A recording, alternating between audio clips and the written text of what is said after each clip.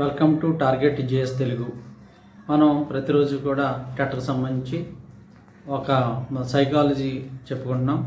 దీని తర్వాత మిగిలినటువంటి మ్యాథ్స్ కానివ్వండి, ఇంగ్లీష్ కానివ్వండి, తెలుగు, అలాగే మెథడాలజీ సబ్జెక్టులు, అలాగే ఈవీఎస్, దీనికి సంబంధించినవి కూడా 1 by 1 చెప్పుకుంటూ వెళ్దాం.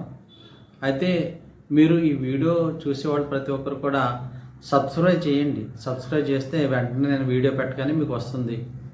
అలాగే దీనికి సంబంధించినటువంటి పీడిఎఫ్ నోట్స్లు కానివ్వండి, లేకపోతే క్విజ్ కానీ ప్రతిరోజు నేను టెలిగ్రామ్ ఛానల్లో పెడుతున్నాను.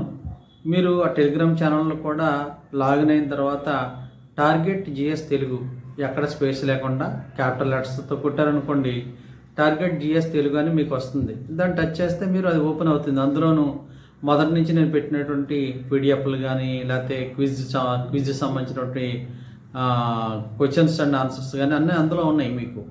అందువల్ల మీరు ప్రతి ఒక్కరు కూడా ఈ వీడియో చూసేవాళ్ళు ప్రతి ఒక్కరు కూడా సబ్స్క్రైబ్ చేసుకోండి. అలాగే టెలిగ్రామ్కి లింక్ అయ్యి టెలిగ్రామ్ ఛానల్ నుంచి మీరు పీడిఎఫ్ డౌన్లోడ్ చేసుకుని చదువుకోవచ్చు. అలాగే మీ ఫ్రెండ్స్ కూడా షేర్ చేయండి. ఈరోజు మనం మనోవిజ్ఞాన శాస్త్రజ్ఞులైనటువంటి బ్రోనర్ గురించి, బంధురా గురించి తెలుసుకుందాం. అయితే ఒక ముఖ్యమైన విషయం ఏంటంటే, మనకి టెలిగ్రామ్ ఛానల్లో ఈ నెల 22వ తారీఖు వరకు కూడా పనిచేయదు. ఎందుకంటే నీట్ ఎగ్జాము మొన్న అవుట్ అయింది కాబట్టి, పేపర్ అవుట్ అయిపోయింది కాబట్టి ఈసారి చాలా జాగ్రత్త తీసుకుని గవర్నమెంట్ ఆ టెలిగ్రామ్ ఛానల్ని ఈ నెల 22వ తారీఖు వరకు కూడా బ్యాన్ చేసింది. అందువల్ల టెలిగ్రామ్ ఛానల్లో అందుబాటులో ఉండదు కాబట్టి మీరు ఎవరు కంగారు పడకండి. మళ్ళీ 22వ తారీఖు నుంచి యథావిధిగా మనం ప్రతిరోజు కూడా ఆ క్విజ్, ప్రతిరోజు మార్నింగ్ క్విజ్ పెడుతున్నాం. ఆ క్విజ్ని మీరు జాగ్రత్తగా అటెంప్ట్ చేయగలిగితే చాలా ఉపయోగపడుతుంది మీకు టెట్ ఎగ్జామ్ రాసేటప్పుడు. అందువల్ల తప్పకుండా మీ అందరూ కూడా ఆ క్విజ్ ప్రతిరోజు మార్నింగ్ పెడుతున్నాను, ఆ క్విజ్లో పాల్గొండి, అటెంప్ట్ చేయండి. ఒకవేళ మీకు రాంగ్ ఆన్సర్ అయితే ఆ పక్కనే బల్బు లాగా ఒక సింబల్ ఉంటుంది. ఆ సింబల్ని టచ్ చేస్తే మీకు దానికి సంబంధించిన ఎక్స్ప్లెనేషన్ వస్తుంది మీకు. అలాగే పీడిఎఫ్ కూడా, నోట్స్లు కూడా పెడతాను. ఇంకా ఇప్పటివరకు అయిపోయినవన్నీ కూడా మళ్ళీ క్లుప్తంగా నీట్గా మళ్ళీ పీడిఎఫ్ చేసి నోట్స్ పెట్టడం జరుగుతూ ఉంది. అందువల్ల మీ అందరూ కూడా తప్పకుండా ఫాలో అవ్వండి. ఈరోజు మనం ఈ లెసన్లోకి వెళ్ళిపోదాం.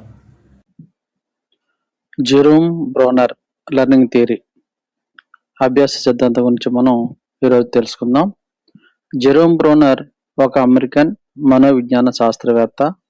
ఈయన పిల్లలు స్వయంగా అన్వేషించి నేర్చుకుంటే అభ్యాసం మరింత ప్రభావవంతంగా ఉంటుంది అని ప్రతిపాదించడం జరిగింది. ఇతని సిద్ధాంతాన్ని డిస్కవరీ లెర్నింగ్ థియరీ అంటే ఆవిష్కరణాత్మక అభ్యాస సిద్ధాంతం అంటారు.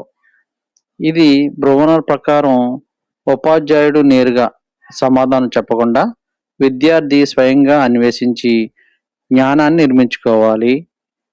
ఉదాహరణకి 2+2 = 4 అని నేరుగా చెప్పకుండా 2 వస్తువులు ఇచ్చి వాటికి మళ్ళీ ఇంకొక 2 వస్తువులు ఇచ్చి మొత్తం ఈ 2 వస్తువులు కలిపితే ఎంత అనేటువంటి విద్యార్థి స్వయంగా చేసి నేర్చుకోవటం. ఇక్కడ బ్రోనర్ ప్రతిపాదించినటువంటి 3 అభ్యాస దశలు ఉన్నాయి. అవి ఏంటో మనం ఇప్పుడు చూద్దాం. మొట్టమొదటిది యానాక్టివ్ రిప్రజెంటేషన్ అంటే క్రియాత్మక దశ. ఈ దశలో చేయటం ద్వారా నేర్చుకోవడం అంటే వస్తువులను తాకటం, కదపడం ద్వారా నా జ్ఞానం పొందడం జరుగుతూ ఉంది. ఉదాహరణకి ఏంటంటే కర్రలు ఇచ్చి లెక్కించరా బాబు అంటే లెక్కిస్తాడు. అలాగే బొమ్మలు ఇచ్చామనుకోండి, బొమ్మలు లెక్కించడం జరుగుతూ ఉంది. రెండవదిగా ఐకానిక్ రిప్రజెంటేషన్, ఇది చిత్రాత్మక దశ. ఇందులో చిత్రాలు, బొమ్మల ద్వారా నేర్చుకోవడం జరుగుతూ ఉంది. ఉదాహరణకి పండ్లు చిత్రాలు చూపించటం, మ్యాప్లు చూపించటం, చార్ట్లు ఉపయోగించడం ఇందులో జరుగుతూ ఉంది. మూడవదిగా సింబాలిక్ రిప్రజెంటేషన్, ప్రతీకాత్మక దశ అంటారు దీన్ని. ఇందులో ముఖ్యంగా ఏంటంటే భాష, సంఖ్యలు, చిహ్నాల ద్వారా విద్యార్థి ఇక్కడ నేర్చుకోవడం జరుగుతుంది. ఉదాహరణ ఏంటంటే ఏబిసిడీలు, అలాగే సంఖ్యలు అంటే ఏంటి, ప్లస్ గుర్తులు, మైనస్ గుర్తులు, ఇవన్నీ కూడా 2+3 = 5 అని గుర్తులు. నెక్స్ట్ ఏంటంటే స్పైరల్ కరికులం, ఇంపార్టెంట్ ఇది. బ్రోనర్ ప్రకారం ఒకే అంశాన్ని విద్యార్థి వయసుకు అనుగుణంగా మళ్ళీ బోధించాలి అని చెప్తా ఉంది. అంటే ఒకే విషయాన్ని ప్రతి క్లాసులో కాకుండా వేరు వేరు తరగతిలో కూడా బోధించాలని చెప్తున్నాడు. ఉదాహరణకి ఏంటంటే భూమి గురించి చెప్పాలనుకోండి, 1వ తరగతిలో భూమి ఒక గ్రహం అని చెప్తా ఉంటాడు. అలాగే 5వ తరగతికి వచ్చేసరికి భూమి గ్రహంతో పాటు భూమి యొక్క లక్షణాలు చెప్పడం. 8వ తరగతిలో భూమి భ్రమణం, పరిభ్రమణం గురించి చెప్పడం జరుగుతూ ఉంది. అంటే అదే అంశాన్ని ప్రతి స్థాయిలో మరింత లోతుగా బోధించితే మంచిది అని చెప్పడం జరుగుతూ ఉంది. నెక్స్ట్ స్కాఫోల్డింగ్ ఆధారంతో సహాయం చేయటం అన్నమాట. ఇందులో విద్యార్థి స్వయంగా నేర్చుకునే వరకు ఉపాధ్యాయుడు సహాయం చేయటం జరుగుతుంది. తర్వాత సహాయం క్రమంగా తగ్గించేయవలసి వస్తుంది.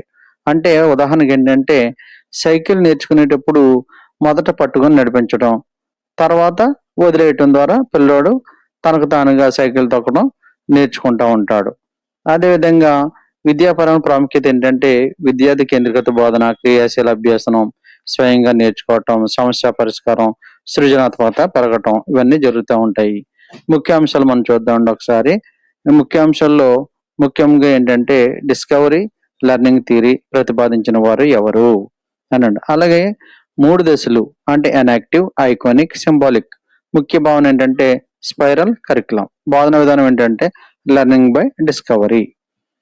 టెట్ లో ఇంపార్టెంట్ క్వశ్చన్స్ ఏంటంటే ఇక్కడ చూద్దాం కొన్ని. ఉదాహరణకి మొట్టమొదటిగా డిస్కవరీ లెర్నింగ్ థియరీను ప్రతిపాదించినది ఎవరు అంటాం. రెండవ చూసినట్లయితే లెర్నింగ్ బై డిస్కవరీ అనే భావన ఎవరిది. అలాగే థర్డ్ క్వశ్చన్ బ్రోనర్ సిద్ధాంతం ప్రధానంగా దేనిని ప్రోత్సహిస్తుంది అంటే ఆవిష్కరణాత్మక అభ్యాసాన్ని ఇది పునరుద్ధరిస్తుంది. తర్వాత బ్రోనర్ ప్రకారం మొదటి ప్రతినిధిత్వ దశ ఏది అంటే అనాక్టివ్ దశ. అలాగే 5వది బ్రోనర్ సిద్ధాంతం ఏ అభ్యాసానికి ప్రాధాన్యత ఇస్తుందంటే స్టూడెంట్ సెంటర్డ్ లెర్నింగ్. ఇలాగా ఇవన్నీ మనం నేర్చుకోవచ్చు. తర్వాత ఇప్పుడు ఆల్బర్ట్ బందురా గురించి మనం తెలుసుకుందాం. ఇతను సోషల్ లెర్నింగ్ థియరీని ప్రతిపాదించడం జరిగింది. ఆల్బర్ట్ బందురా కెనడాకు చెందినటువంటి మనోవిజ్ఞాన శాస్త్రవేత్త. ఈయన 1977లో సోషల్ లెర్నింగ్ థియరీని ప్రతిపాదించడం జరిగింది. అంటే పిల్లలు కేవలం ప్రత్యక్ష అనుభవం ద్వారా మాత్రమే కాదు, ఇతరులను గమనించడం ద్వారా కూడా నేర్చుకుంటారని ఇక్కడ చెప్పడం జరిగింది. తర్వాత సోషల్ లెర్నింగ్ థియరీ. దీన్ని చూసినట్లయితే మనం బందురా ప్రకారం మనుషులు ఇతరుల ప్రవర్తనను గమనించి అనుకరించి నేర్చుకుంటారు. దీనిని అబ్జర్వేషనల్ లెర్నింగ్ లేదా మోడలింగ్ అంటారు అని ఇక్కడ చెప్పడం. ఇప్పుడు ముఖ్య భావనలు చూద్దాం. ముఖ్య భావనలో మొట్టమొదటిసారిగా మనం అబ్జర్వేషనల్ లెర్నింగ్ అంటే పరిశీలనాత్మక అభ్యాసం, ఇతరులను గమనించి నేర్చుకోవటం. ఉదాహరణ ఏంటంటే ఉపాధ్యాయుడు బ్లాక్ బోర్డ్ పై అందంగా రాస్తే విద్యార్థులు కూడా అదే విధంగా రాయటానికి ప్రయత్నం చేస్తూ ఉంటారు. రెండవది మోడలింగ్ మాదిరి ప్రవర్తన. విద్యార్థి ఒక వ్యక్తిని ఆదర్శంగా తీసుకొని అతని ప్రవర్తనను అనుసరించటం. ఉదాహరణ ఏంటంటే పిల్లలు తల్లిదండ్రులను అనుకరిస్తూ ఉంటారు, అది ప్రతి ఒక్కరికి తెలిసిన విషయమే. మూడవది ఇమిటేషన్ అనుకరణ అంటే చూసిన ప్రవర్తన తిరిగి చేయటం. చాలా మంది ఇమిటేషన్ చేయటంలో చాలా ఎక్స్పర్ట్ ఉన్నారు. ఉదాహరణకి ఏంటంటే టీవీలో చూసిన డాన్సులు పిల్లలు చేసేస్తూ ఉంటారు ఆటోమేటిక్ గాను, వాళ్ళకి ఇంట్రెస్ట్ అది. అలాగే బోబో డాల్ ఎక్స్పెరిమెంట్. బండూరా యొక్క అత్యంత ప్రసిద్ధి ప్రయోగం ఇది. డాల్ మీద చేశాడు బోబో డాల్ అనేది. ఇది ప్రయోగం ఏంటంటే పిల్లలకు ఒక పెద్దవాడు బోబో డాల్ ను కొడుతున్న వీడియోని చూపించాడు. తర్వాత ఏంటంటే పిల్లలను అదే బొమ్మ దగ్గరకు పంపించడం జరుగుతూ ఉంది. ఫలితం ఏంటి, పిల్లలు కూడా అదే విధంగా బోబో డాల్ ను కొట్టారు. అంటే ఇందులో దాన్ని చూసి నేర్చుకున్నారు, యాజిటీస్ గా ఎట్లా ఉందనేది ఇక్కడ నేర్చుకోవడం జరిగింది. నిర్ధారణ ఏంటంటే పిల్లలు ఇతరులను గమనించి దూకుడు ప్రవర్తనను కూడా నేర్చుకుంటారు అనేది మనం ఇక్కడ చెప్పవచ్చు. నెక్స్ట్ సెల్ఫ్ ఎఫికసీ అంటే స్వీయ సామర్థ్యం, విశ్వాసం. దీని అర్థం ఏంటంటే నేను ఈ పని చేయగలను అనేటువంటి నమ్మకం ఉండాలి. ప్రతి ఒక్కరికి కూడా సెల్ఫ్ ఎఫికసీ అనేది ఉండాలి. ఉదాహరణకి ఏంటంటే ఒక విద్యార్థి నేను టెట్ లో పాస్ అవ్వగలను అనుకున్నాను, నమ్మాడు అనుకోండి, అతనిలో సెల్ఫ్ ఎఫికసీ ఎక్కువగా ఉన్నట్లుగా మనం అర్థం చేసుకోవచ్చు. సెల్ఫ్ ఎఫికసీ ఉండాలి ప్రతి వరకు కూడా. బండూరా సిద్ధాంతం విద్యాపరమైన ప్రాముఖ్యత మనం చూసినట్లయితే ఈ సిద్ధాంతం ఆధారంగా ఉపాధ్యాయుడు మంచి రోల్ మోడల్ కావాలి, పిల్లలు పరిశీలన ద్వారా ఎక్కువ నేర్చుకుంటారు అని చెప్పడం జరిగింది. తరగతి గదిలో సానుకూల వాతావరణం అవసరం, మంచి ప్రవర్తనను ప్రోత్సహించాలి అని ఇతర సిద్ధాంతాల ద్వారా నిరూపించడం జరిగింది. ముఖ్య భావనలు చూద్దాం. Observational learning, modelling, imitation, self efficacy. ప్రసిద్ధ ప్రయోగం ఏంటంటే బోబోడల్ ఎక్స్పెరిమెంట్ చేయటం జరిగింది ఈయన. ఇది చాలా ప్రసిద్ధి చెందింది. ఇప్పుడు ఏపీటెట్ లో వచ్చేటువంటి ఇంపార్టెంట్ మల్టిపుల్ చాయిస్ క్వశ్చన్స్ ఎలాగేస్తాడు చూద్దాం.